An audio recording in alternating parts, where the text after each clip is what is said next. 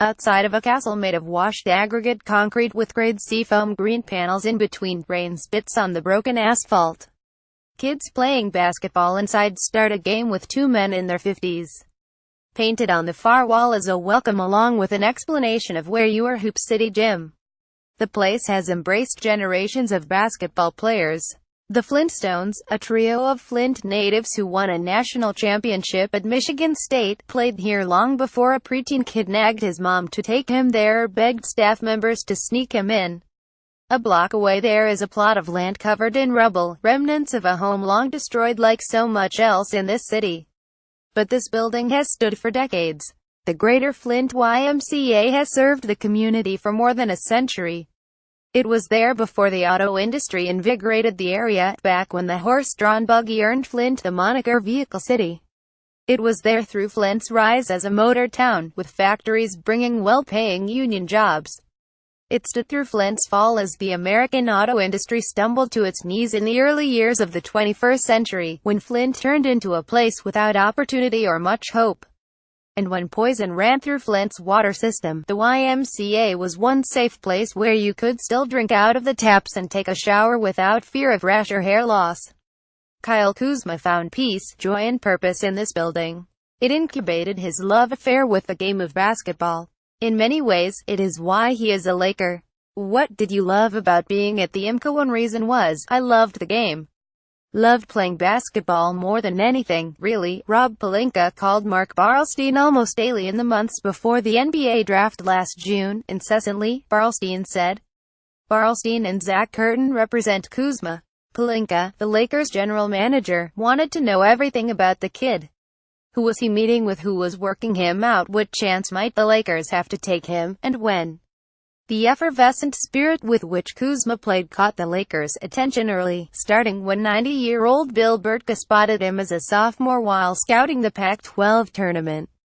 UCLA guard Bryce Alford drives against Utah forward Kyle Kuzma during a game on January 14, 2017. Rick Boehmer, Associated Press. I said, "This guy has very good skills," said Burtka, who has been with the Lakers in various capacities for 43 years. He can play in the post. He can play on the perimeter. He runs the floor. He's active. But the thing that put him apart was his effort. That energy is why Pelinka and Magic Johnson, the Lakers' president of basketball operations, grew smitten with Kuzma even as other teams and mock drafts considered him a second-round pick at best. Interviewing him, they learned that his life wasn't easy growing up, impressing them all the more. We talked quite often about the exuberance that Kuz plays with. Barlstein said, he's really a happy-go-lucky kid.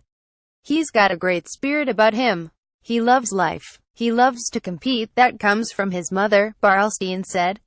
Love is why Kari Kuzma first signed her son up for basketball, why she bought him a toy hoop when he could barely walk.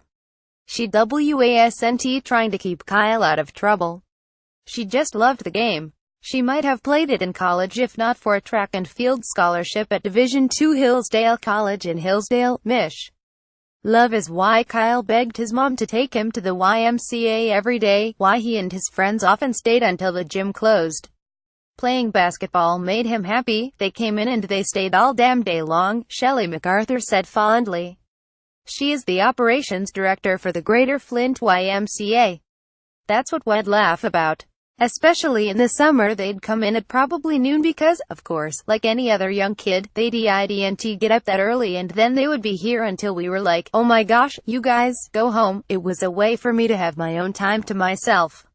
A lot of times I'd be there all day. Sometimes there would be people playing. Sometimes it was just me in the gym by myself, so I was able to really just focus on me. The numbers in the bank account didn't seem real when Kyle got an advance on his first NBA contract. Tens of thousands of dollars in one shot, and it was only the beginning. The Lakers will pay him $1.43 million this year, and if they pick up his third and fourth year options, he will make more than $8 million through the life of the contract. He bought himself a Porsche. He got his family out of Flint and into a 3-bedroom condo across the street from a cornfield in nearby Grand Blanc, Mich. At the time, they were living in an apartment that was like 2 bedrooms, Kuzma said. My brother and sister had to share a room. Always wanted to take care of their housing because we never had a stable house. Mom was always worrying about the rent. Now she doesn't worry about it. Kyle met his biological father once, long before he could form memories. Kyle Kuzma met his father once as a baby. Kari Kuzma, he wasn't a year old yet, and his mother had returned to the college she left once she realized she'd need to find a way to rear a child on her own. A friend was graduating and Kyle's father showed up for the ceremony. Out of a car window, she showed him his baby. He kissed the tiny boy on the cheek, took Kara's phone number and disappeared from their lives. It was just as well. Kari spent a lifetime caring for others. When she was a child, her mother struggled with depression and anxiety and sometimes wouldn't get out of bed. So Kari learned to get herself ready for school and make her way there on foot. Getting pregnant as a college junior scared her. So did having to tell her parents that she was pregnant without a husband. But the first time she held her son, she wasn't scared anymore. She and her family fell so deeply in love with the baby that nothing else mattered. The daughter and granddaughter of hard-working people, Kari got a job at a convenience store that paid her $20,000 a year. She met a man at work when Kyle was 11 months old, and they began dating. They moved in together and had 2 more children, but he treated Kyle like his own son. Kara's income supported the whole family for the first 4 years of their relationship, a union that ended about the time Kyle went to middle school. She worked in food service, then retail, in management positions for most of her career. She took a second job as a massage therapist, working in spas and for chiropractors to pay the bills and buy food. Her mother and grandmother helped with childcare. Kyle rarely had time alone, sharing a room with his brother for most of his life. They moved constantly, sometimes because they found a better situation, sometimes because they had no choice. They moved once because Kari saw a man outside their home pulling people from a car at gunpoint. She didn't want her kids around that. An undated photo of Kyle Kuzma as a child shows him going to the hoop at an early age. Kari Kuzma. They moved once because a water leakage caused a mold infestation that made them ill. They moved once because an ex-boyfriend was stalking Kari. They moved once after getting evicted when Kari lost a job. She and her 3 children lived in the unfinished basement of her grandparents' home, in a house her grandfather had built. They lived there for the few months it took her to find a new job. It was 30 minutes outside Flint, 10 miles from the nearest coffee shop, cold as expletive, Kyle recalled recently. Her grandmother sometimes bought the kids pizza and drove Kyle back and forth from Detroit when he played for an AAU team 70 miles away. Kyle went to a different school every year starting in 6th grade. After his junior year of high school, he left the state for a prep school in Philadelphia.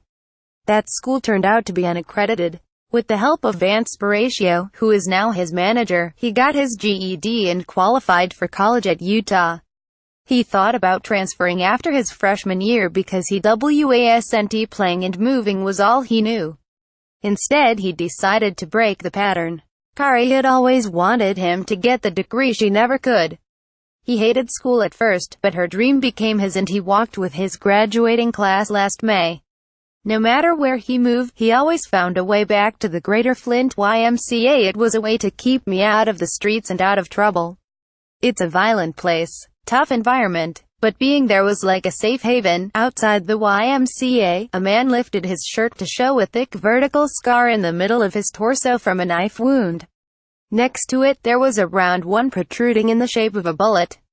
He says his name is Tony Yerby, but goes by T-Bull. He can't play basketball anymore because the incident that left him marked also left him with a severe limp in his left leg. When Kuzma played pickup games, his best friends, Monty Morris, who has a 12-way contract with the Denver Nuggets, and Miles Bridges, who plays at Michigan State, were often with him. Yerby couldn't play, but he loved to. These days he keeps up with Kuzma through daily YouTube searches. As a kid, Kuzma would beg, plead and charm his way into the gym. Sometimes an employee sneaked him in when he wasn't allowed. Most of the time, there was a family membership he exhausted. Young and old mixed during pickup games at the YMCA. Jim Murphy, 58, was someone they always had to because he could really shoot. Murphy is a sergeant at the Livingston County Sheriff's Office jail. He grew up in Flint and has seen a number of kids with scholarship-worthy athletic talent turn to drugs or gangs. He's the kind of kid you just, God, you hope something good happens for him. And it's so cool. It did. Jim Murphy. A lot of the kids, I just tell them, it's your way out. Get out, said Murphy, almost as if pleading. I've never had to have that conversation with Kyle. He was just a good kid. Jeff Grayer, a Flint native who spent 9 seasons in the NBA, trained his son at the YMCA and met Kuzma through him. He always felt that Kyle had a smooth shooting motion but wanted to work with him on ball handling skills. It was the same thing that Earl Jordan, one of Kuzma's high school coaches, worked on with him. Stay low when you dribble. Ultimately, the fundamentals he learned from people such as Grayer, Jordan and AAU coach Spencer Williams were part of what Burtka noticed 2 years ago. Jordan worked in the auto industry for 30 years and reaped the benefits of Flint's heyday. The factory where he spent most of his career was torn down 2 years ago. He has seen the city's decline. It's nothing here, Jordan said. No jobs. People moving out. At one time Flint schools had 47,000 kids. They may have 15,000 if that many. Because people moving out, there's no jobs. There's nothing here for kids. Kuzma had friends that were drug dealers. As he got older, he started to understand the sinister purpose of the men standing on street corners near liquor stores. That was not a life he wanted. When he was 16, he got a job at a McDonald's. It taught him that earning minimum wage wasn't the path he wanted, either. Said Murphy. He's the kind of kid you just, God, you hope something good happens for him.